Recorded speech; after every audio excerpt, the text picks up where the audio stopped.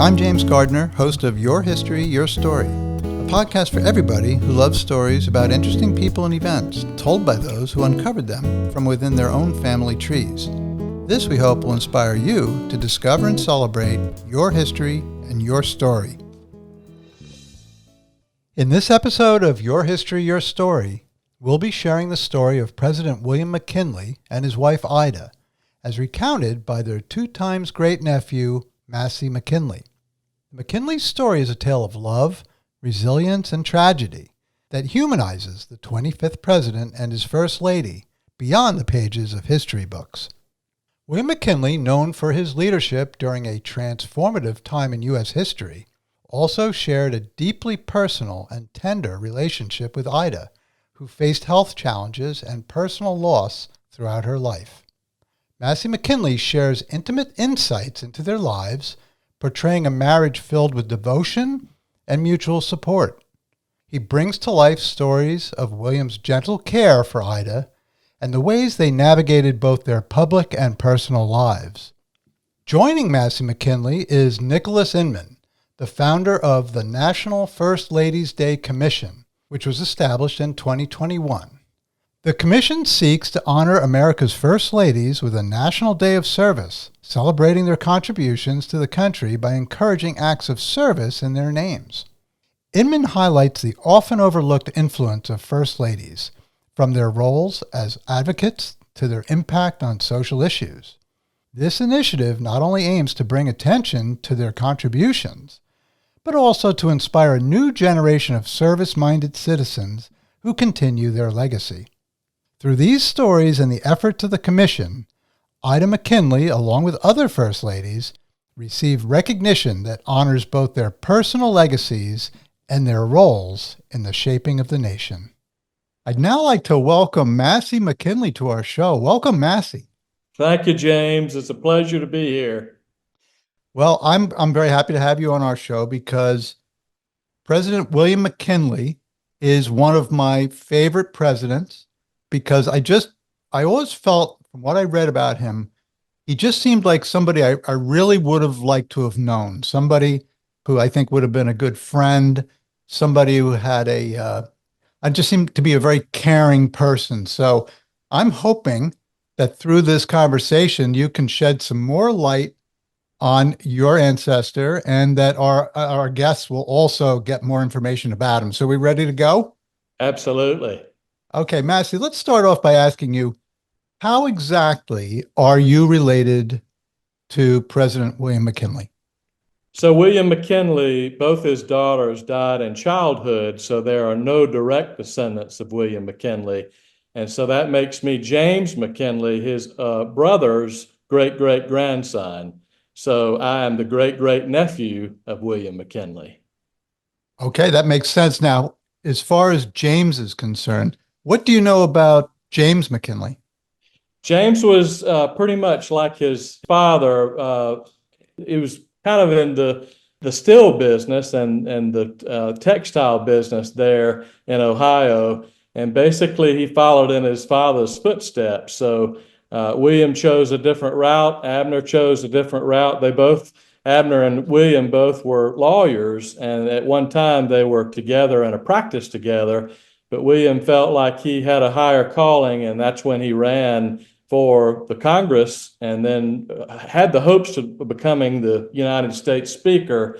But that dream kind of vanished, and then he was defeated in Congress. And then luckily he was elected governor of the state of Ohio. And from that position, he became, the 25th United States president. The 25th president. So when did you first find out that you were related to McKinley, and did it mean anything to you when you first heard about it? Like, how did you find out about it? So my dad was a longtime history teacher in high school, and basically at the young age of like 6 or 7 years old, James, I would hear him talk about William McKinley at the breakfast table. So I really kind of learned in early morning chats, when he would prepare for his classes. And my dad would always make that a part of the history lesson for U.S. history when he taught.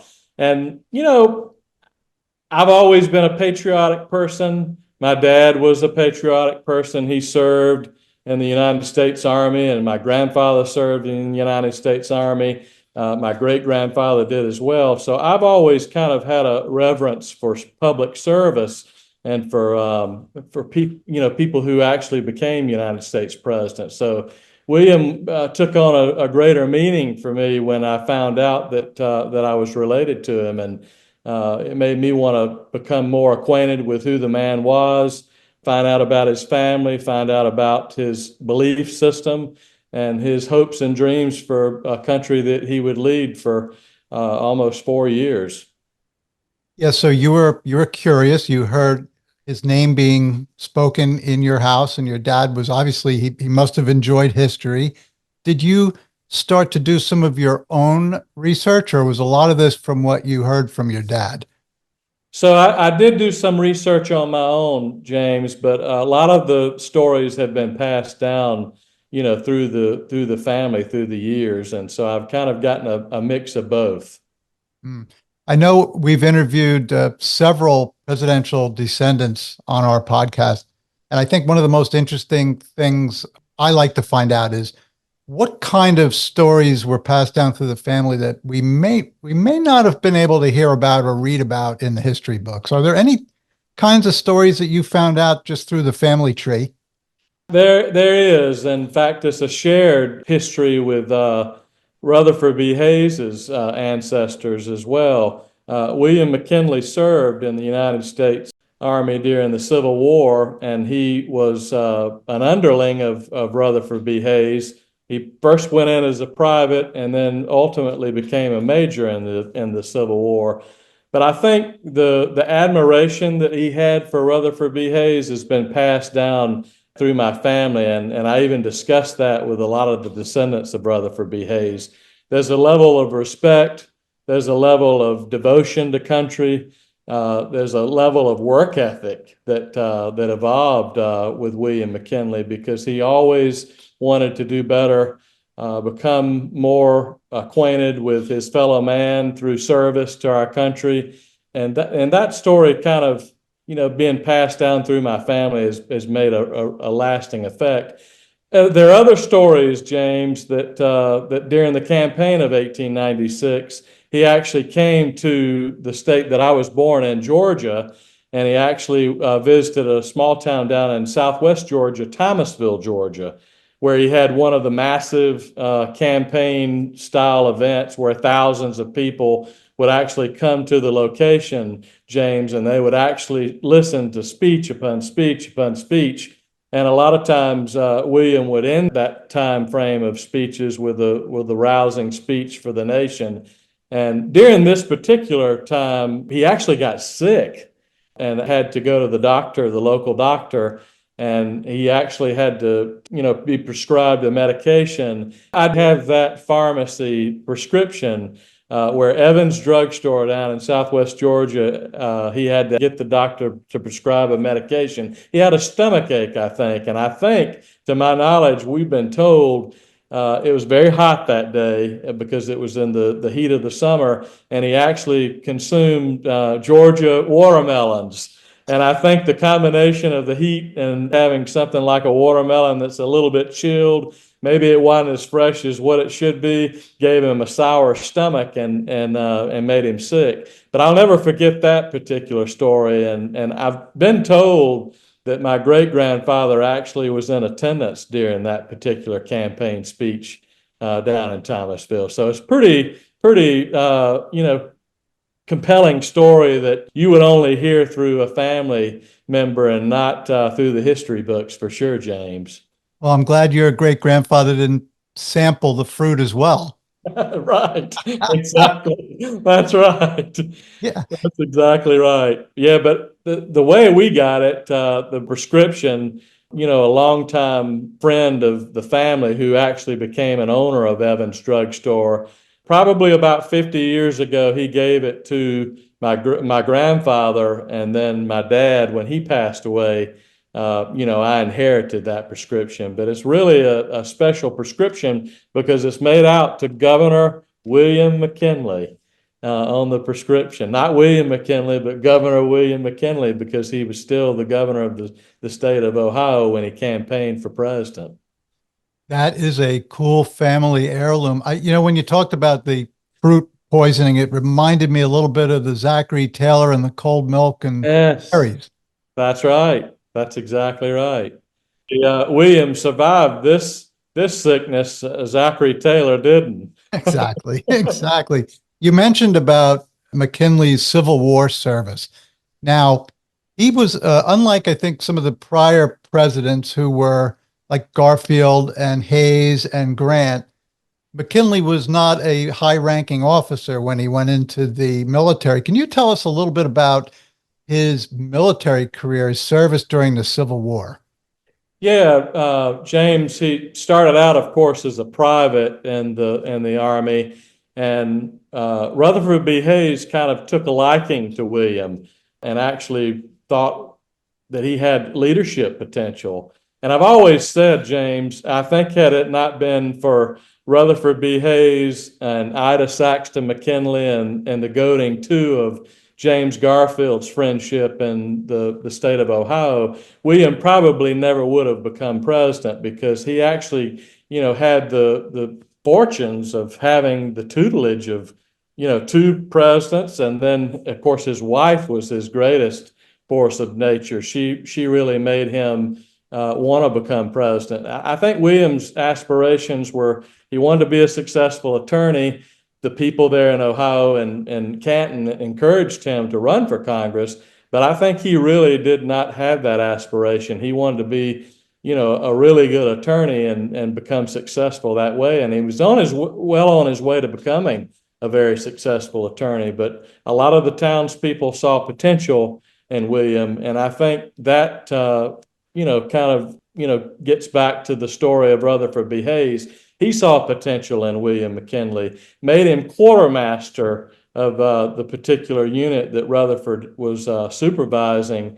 And at that time, that position was really a very important position, because if you couldn't feed and clothe and actually equip the troops well, then you had a problem. And I think Rutherford B. Hayes saw the leadership potential in William and made him quartermaster. And I've heard stories, James, through the years that a lot of the people that served at the rank that he did at that particular time, he was private, then he became corporal, and ultimately he became a major. I think a lot of the soldiers had great admiration for William McKinley, because he was a man of compassion. He knew the struggles and the obstacles that a lot of those men were suffering back during that time, because they actually were, far away from their families. And McKinley was a man of great religious faith. He was a very devout Methodist. His mother, Nancy, was always there to support him and to encourage him to have a faith in God. And I truly think that foundation gave him a strength to actually minister in service to a lot of the soldiers. So a lot of those soldiers really had commanding respect for him, and I think it carried him far in politics, because a lot of the people had the same feelings for William McKinley, James, and he commanded respect. He was a very humble man, a man of great compassion, but he did not have an egotistical personality one bit. Now, he distinguished himself in many occasions during the war, but he was also in the Battle of Antietam. And I know I recently interviewed, one of our guests wrote a book about the Battle of Antietam, and it was a meat grinder. It was a really horrific battle. I think that it was the bloodiest day in U.S. history. And That's right. yeah, and McKinley, he distinguished himself there at great personal risk to himself.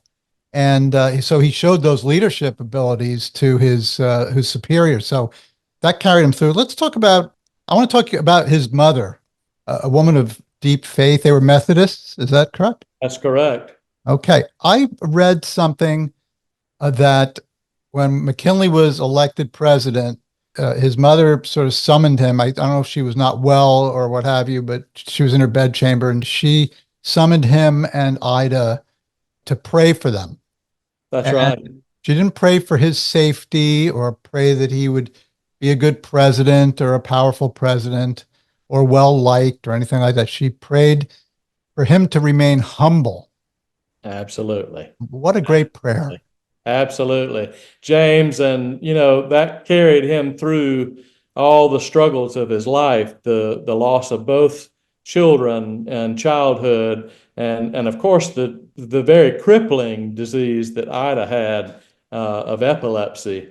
A lot of times back in that period of time, people didn't know how to control or to actually to cure epilepsy.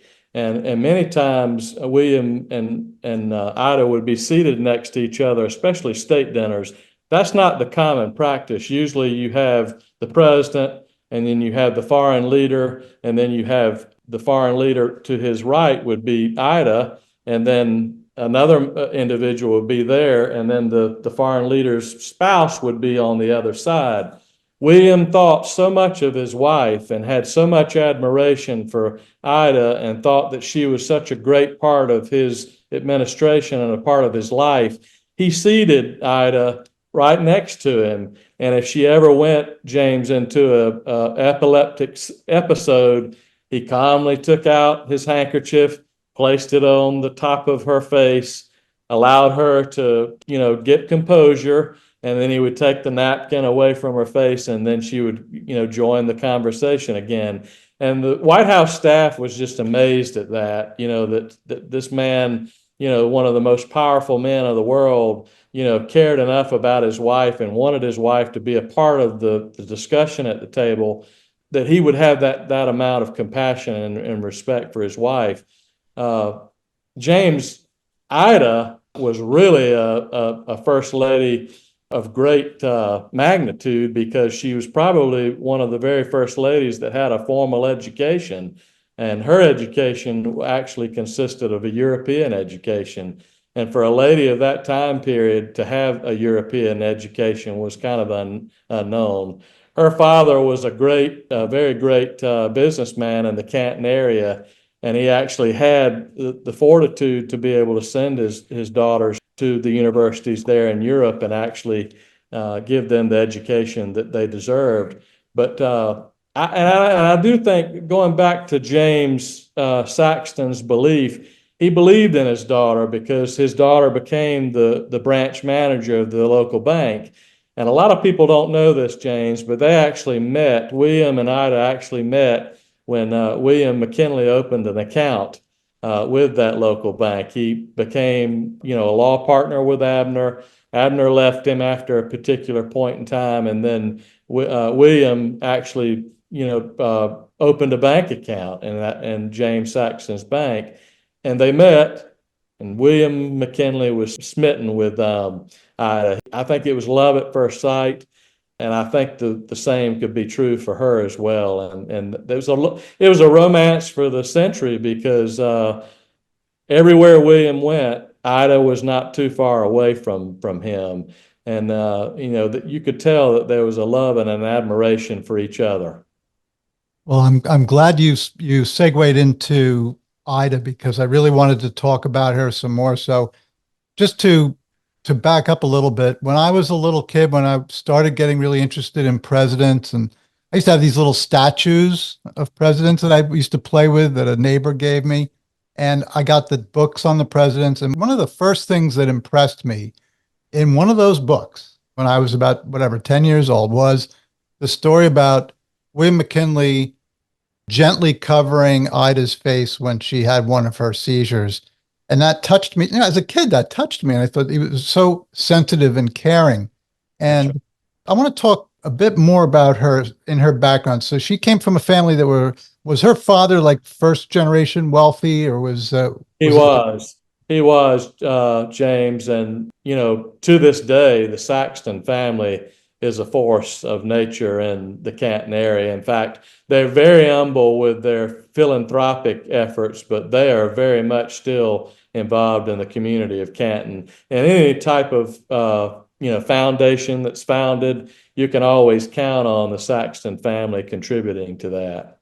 And really and truly, had it not been for the Saxton family, that the home of William and Ida would not be what it is today. And then this is the National First Lady's site and library, museum site. So I definitely think, the two families, there's such a parallelism, James, with William McKinley and Ida's upbringing. They both were very devout Christians, and they both believed in prayer, and they both came from very humble beginnings, because I don't think Ida, her family had wealth, but they were very humble about that wealth. And I think over a period of time, William had that admiration for Ida and for her family. And the families basically lived together there in the last couple of years of the Saxton's life. In fact, they had the upstairs bedrooms at the actual home. And both her mother and father both died in that home. So you still see remnants of the home, and a lot of the furnishings and a lot of the furniture is actually true to form to the house. They've been able to actually get original pieces, thank goodness, through the Saxton family.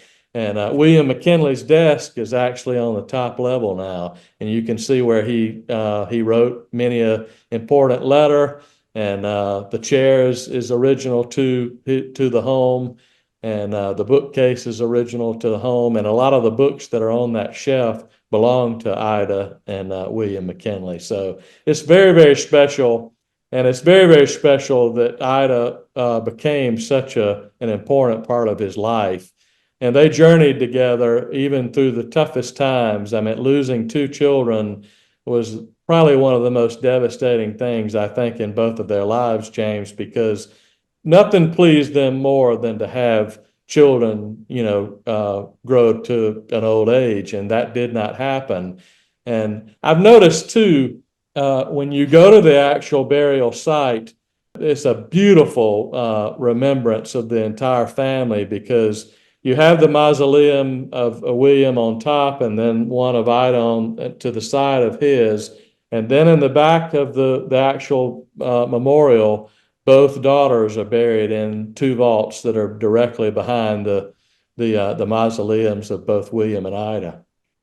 One of the other things I remember about William McKinley was that he had lost two young children. So I'm trying to think, obviously terrible blow to him, but I think about Ida. She had lost a child at about 4 months old.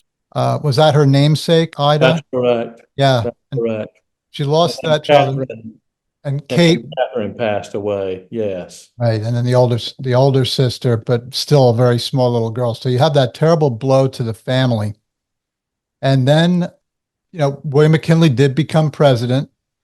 Tell us a little bit about Ida as first lady. From what I understood, her disability did affect her ability to do a lot of things, but she still attended, dinners and things, as you mentioned before.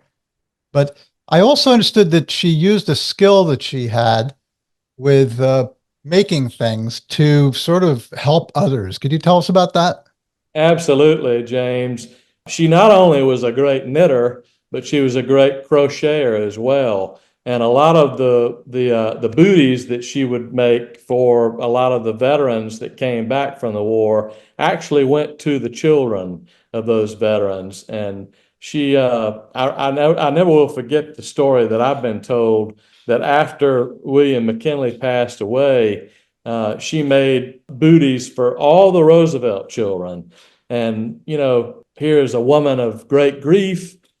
Her husband had just passed away, and she's constantly thinking about others. And I think that was basically, James, her ministry in life after the death of her husband. She did do a lot of that before he passed away, but I think that's really what kept her alive and actually having a commitment in life to be able to bring joy to others. And I think that compassion that she had with William was later known when she would make those booties for all the veterans of the wars that came about, especially the Spanish-American War for sure.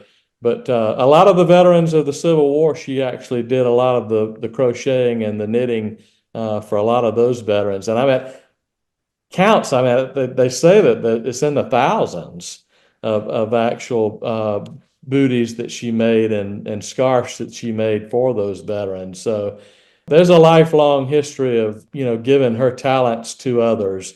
And I think it really speaks volumes about the character of her and what type of first lady that she was. And even though she was limited in scope of what she was able to do as a first lady, she was always there beside William.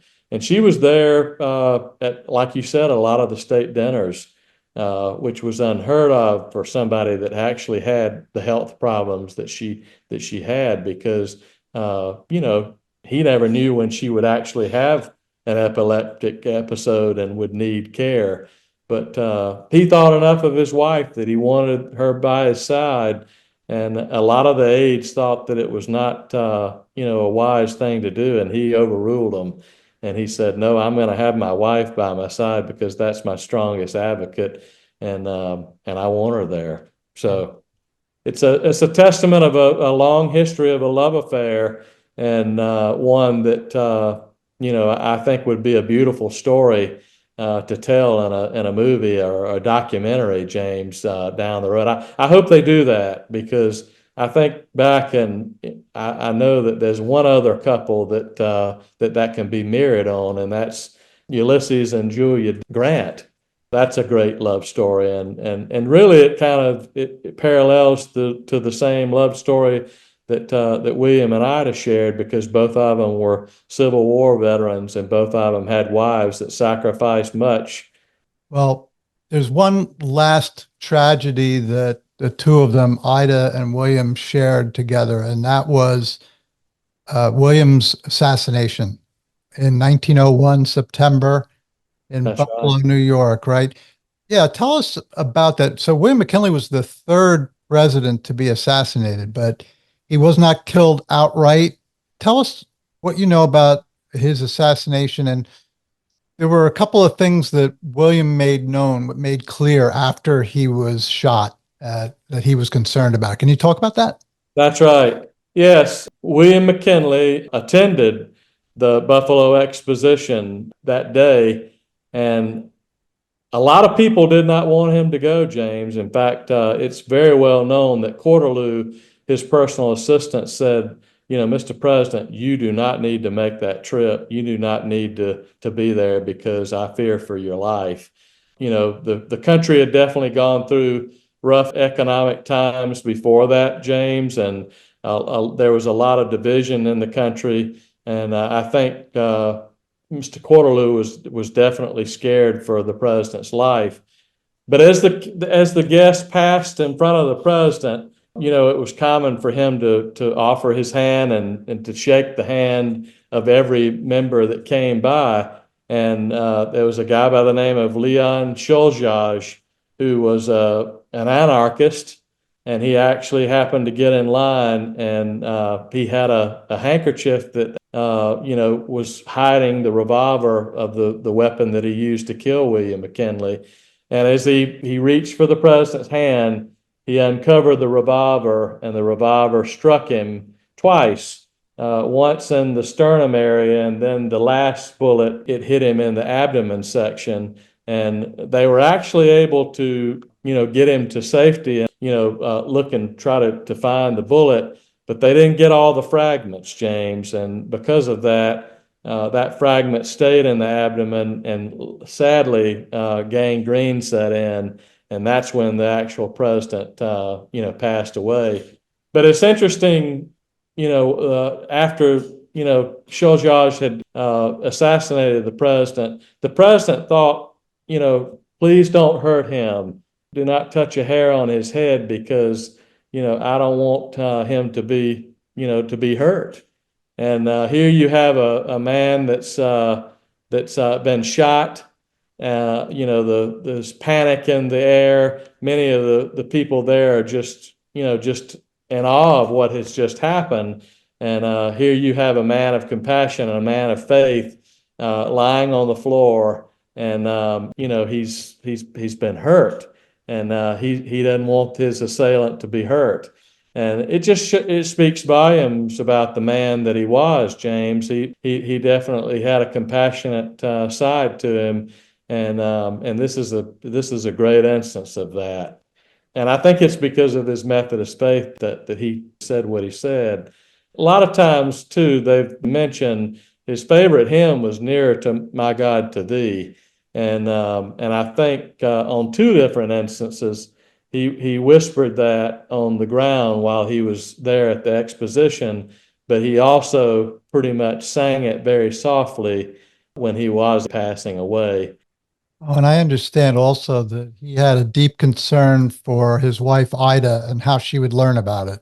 That's exactly right, James. He was very careful. He said, "Please be careful how you tell my wife of this unfortunate incident."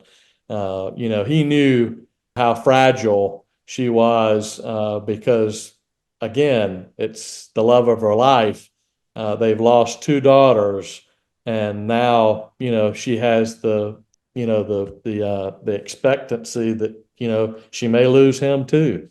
It's amazing how that particular incident, she was able to handle that. And after his death, she was able to come together and have a monument for William McKinley post his death.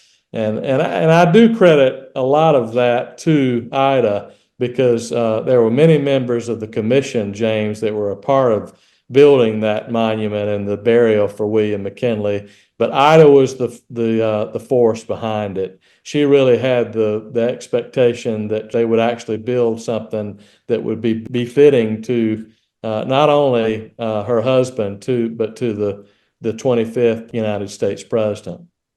Yeah, and I've never been to see that memorial. I assume you have, Massey. Have. It's a Tell us great, about it. yes, it's a great memorial. When you walk up those great steps leading up to the mausoleum and the memorial section, there's a wonderful statue of William McKinley sitting in a chair, and it's so apropos that he's sitting there with a book because he was a great voracious reader, James, from everything that we've been told, and it is appropriate that he has a book in his hand and he's actually looking out among, the landscape there in Canton. But when you go up the steps up to the memorial, you just are in awe because this great building of granite and marble sits up on a hill, and you just have a sense of reverence when you go inside to see the mausoleums. They're great high up on a pedestal. Both William and Ida's mausoleum sit up on a pedestal, and like I said, their daughters Catherine and Ida are in the very, very back of them. So, but he wanted them to be a part of that because they were a great part of William and Ida Saxton's life. Well, that is a place I need to visit. You had mentioned earlier about the Saxton House and that is now part of a museum, National First Ladies Museum. We're going to talk about that and also about something called National First Ladies Day Commission. And in order to do that, we are asking another guest to join us. And I'm pleased to have Nicholas Inman with us. He was a guest of ours, season 3, episode 17. We titled it America Comes Together in Marshfield, Missouri. The founder of the Cherry Blossom Festival there, which has brought many presidential descendants, including yourself, Massey, together, and other very interesting and famous and just cool people together. So I'd like to welcome with us Nicholas Inman. Hey, thanks for having me back. Terrific. Could you tell us about your involvement in the National First Ladies Day Commission and what that is and what you're hoping to accomplish? Well, I've been fascinated listening to Massey speak about Ida McKinley because I've always had a strong interest in the history of our First Ladies. And as we began to look at those who were like-minded, who felt that the First Ladies were often overlooked and unsung, that like-mindedness brought us together to begin to think about a way we could honor the First Ladies on a permanent basis. And so the idea of National First Ladies Day was kind of born from that. And we are just hoping that it's going to spread like wildfire across the country to become a national day of service to honor those who have given so much to our nation. Yeah, so I mean, there's so many incredible personalities of these first ladies and the things that they were involved in. It's just incredible. I think of, Martha Washington being the first lady. What do you do with being the first? Of Dolly Madison and, saving the portrait of George Washington and Eleanor Roosevelt and all the incredible work she did as an ambassador, really, for the White House to many people during the war and the Depression. So, can you tell us, either of you, feel free to join in, but maybe I'll ask Nicholas. Nicholas, have you been to the National First Ladies Museum? I've been to Canton to the National First Ladies Library, absolutely.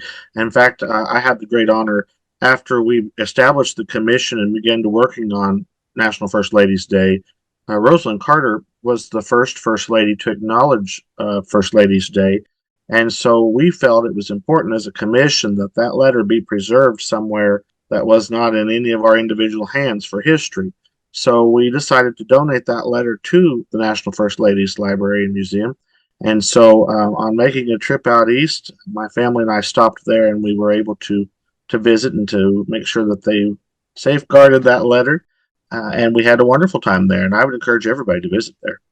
Yeah, so can you name maybe just a couple of little artifacts or things that are in the museum there that somebody like myself would be interested in seeing?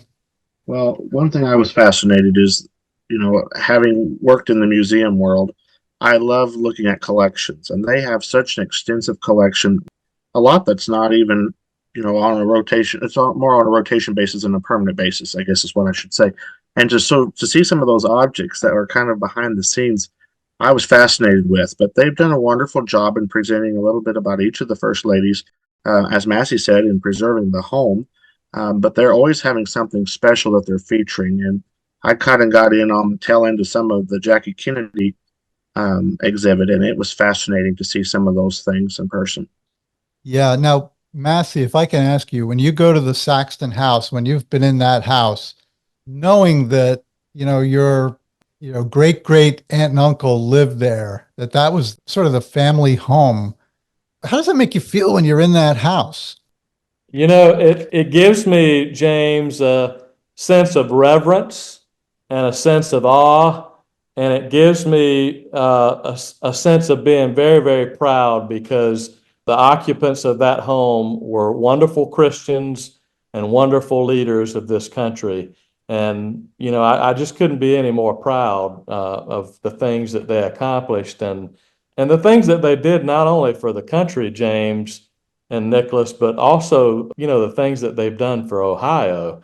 Ohio wouldn't be the great state that it is today without the contributions of William and Ida when they were governor and first lady of the state. So I just have, nothing but just gratitude for their legacy, James, and what they've meant to the state of Ohio and to the United States of America. Oh, that's terrific. Well said. Nicholas, so if you could just tell us a little more about National First Ladies Day. So what kind of events and things, I hear there's like different projects and things that you're talking about doing that relate to the First Ladies. Can you talk about some of those projects? Sure, and let me stress this first. It's important to understand that it's a national day of service, and it's a day to encourage all of us to get out into our communities, to roll up our sleeves, and to make a difference. Whether that's reading to children or planting flowers or picking up trash or whatever, rolling bandages, whatever it might be, you're doing something in honor of the First Ladies. It's not just it's the last Saturday in April, as that was the day that's closest to when Martha Washington became our first lady. And we didn't want it to be another national paid holiday. We wanted it today when people actually could go out and make a difference. So that's another reason it's on a Saturday. You asked specifically about the projects. So Massee and Mary Jean Eisenhower are our co-chairpersons for the National Commission. And they've been leading us through some wonderful projects that we're just getting off the ground. And one is we were working on the National First Ladies Day Scholars, which will be a program where people will be really kind of submersive into the lives of the First Ladies at institutions across the nation, where you can learn firsthand about the first ladies, whether it's presidential libraries, birthplaces, etc. And that's going to be quite an extensive program. So we are really excited to see that come together. Massee's been working some on that. Then also the First Ladies Trail program, where we hope to be able to identify across the nation with signage locations that have to do with our First Ladies. Maybe the First Lady spoke here, maybe she was educated here, she lived here, grew up here, whatever it might be. Some way that we can make a collective map where if you're a historian or you're interested in the First Ladies, you could travel across the country and look for those sites. So a component of what we're working on is not only a day to honor them, but to also kind of a week leading up to it to learn about them. The civics component is very important, as Ida McKinley is a great example. You know, not every American could probably tell you an extensive list of things that have to do with Ida McKinley, unfortunately.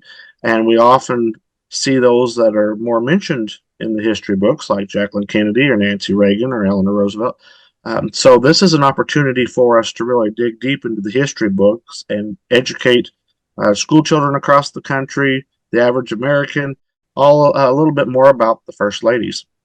Absolutely. Great civic experience, James. And I just want to commend Nicholas for coming up with the idea and being the founder of the National First Ladies Day and the National First Ladies Day Commission. He's a visionary, and we're so proud to be what we are today because of his vision. Thank you, Massee. He says that, James, but he's probably going to quit answering my phone calls.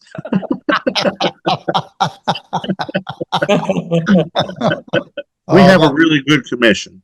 Yes, and I've been fortunate enough to have, Nicholas, you and I met, not personally yet. We still haven't met in person, but we've been talking to each other the last couple of years, and you've connected me with some really interesting guests, and I'm really thankful to you for what you've done there. But I think this commission is great.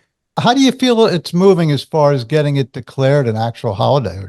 Well, you know, I'm probably the wrong person to ask about that because I want everything to happen yesterday. But there is some swell of support that is happening from that. You know, one of our commission members, who I know is also a friend of yours, is Dr. Larry Cook, who gives speeches across the country about presidential and first lady history. And I know he mentions it in his speeches, and he talks about the responses that he's receiving in that regard. And I think most people, when they hear about it, they think this sounds like a wonderful thing. But not only from the general public, we are also seeing a swell of support from congressional leaders, and we've been reaching out to them. We have a lobbying committee that's kind of helping in that regard. We had a commission member that was able to speak to the president about it. We've have presidential descendants of several different generations, from children to grandchildren to great-grandchildren to nephews, who are all supportive of it. This last First Ladies Day, we were really excited to see some of the locations that are directly connected to our U.S. presidents begin to roll out programming, like the George W. Bush Boyhood Home was a place that supported it, and we hadn't even reached out to them. And so that was really exciting.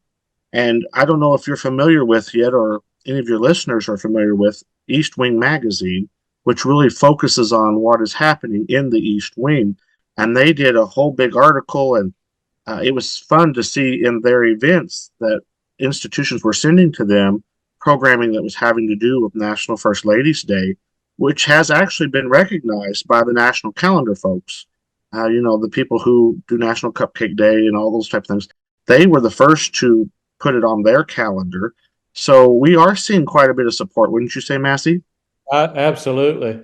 And, you know, I think the more visibility we get out there, the greater the efforts will be, you know, come to fruition, James. And I try to talk about it every chance I get, whether it be at civic organizations' requests for a speech, or, you know, in my contacts that I come into contact with every day.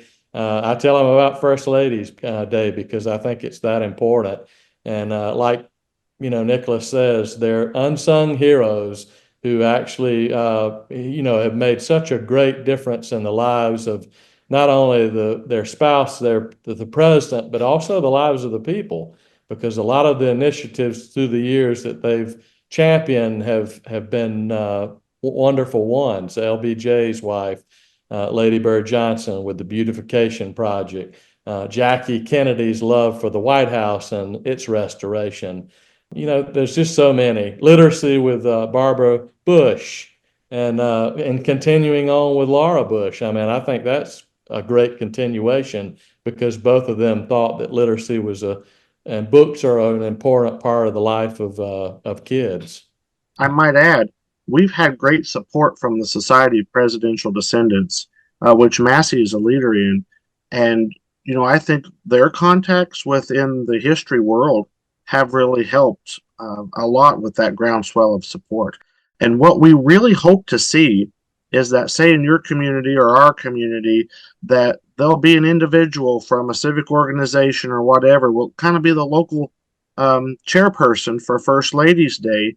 And our goal is to have a website so that those leaders across the country will be able to go on and log what their community project was, how many volunteers were involved, how many hours, if there was a particular First Lady that you were trying to honor with this particular project, and what it entailed, so we can keep a log across the country of the things that are being done on First Ladies Day. I think that's terrific. And, on our podcast, Your History, Your Story, we definitely want to give attention to the First Ladies. You mentioned Larry Cook. We had him on our show talk about his book. It was First Ladies, I think it was First Ladies and Daughters of the American Revolution, some of those First Ladies who were members of that organization. And he did a great job on that.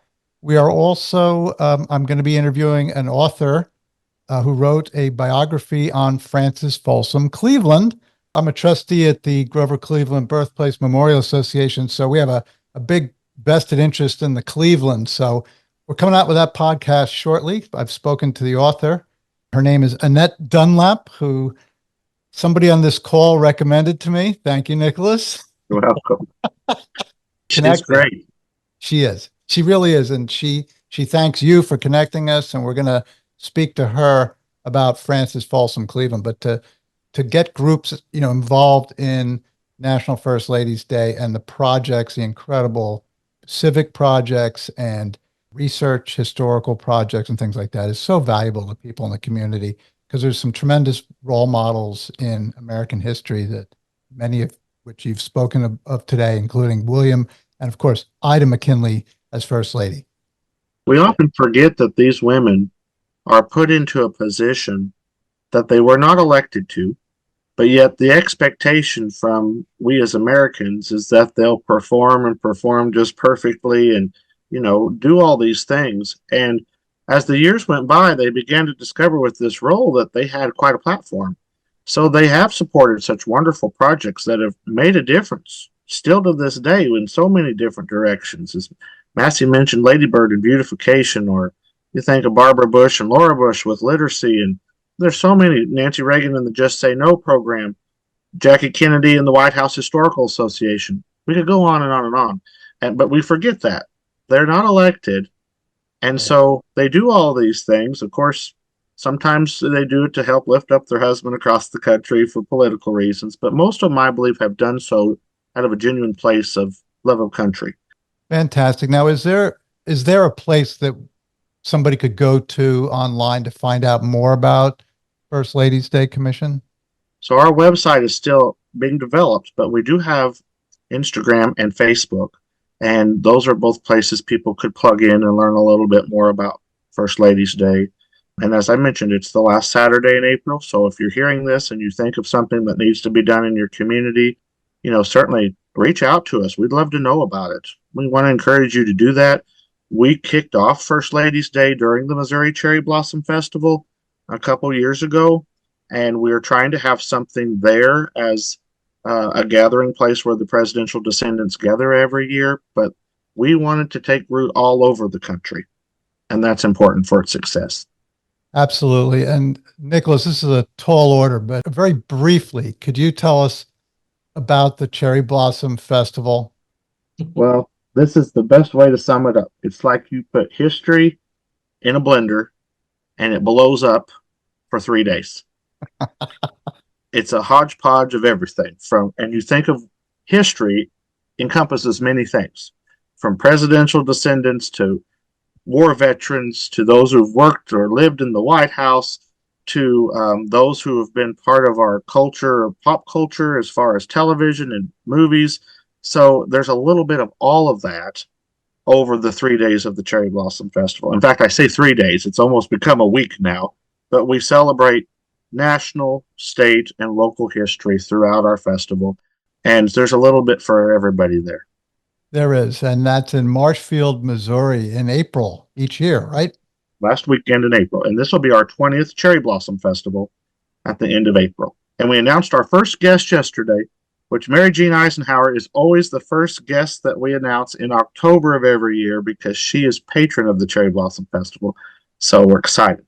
Oh, terrific. And Mary Jean was also a guest on our podcast. And what a wonderful lady. What great stories she told. Just like you, Massee. I'm so grateful for all of our guests. But, when you get these real heartfelt stories about families that just happen to be famous, it's just great. And it's been fun for me doing it. And I want to thank both of you for your time. Massee, you're a great storyteller. And Nicholas, you make things happen. He does. He does. Sometimes you're called a pusher. Could you text me what kind of vitamins you take, first of all? It's the Missouri water. So that's what it is. Anyway, listen, I want to thank you both again. I hope you have a really great weekend and enjoy this beautiful fall. At least we're having one on the East Coast. And James, thank you for all you do for history. Absolutely. Appreciate it, guys. Have a great day. Take care. Bye-bye. Thank you for joining us for this episode of Your History, Your Story. You can connect with us on Facebook and YouTube at Your History, Your Story, or on Instagram and Twitter at YHYS Podcast. We'd love to hear from you if you have any questions, comments, or a story to tell. Be well and God bless.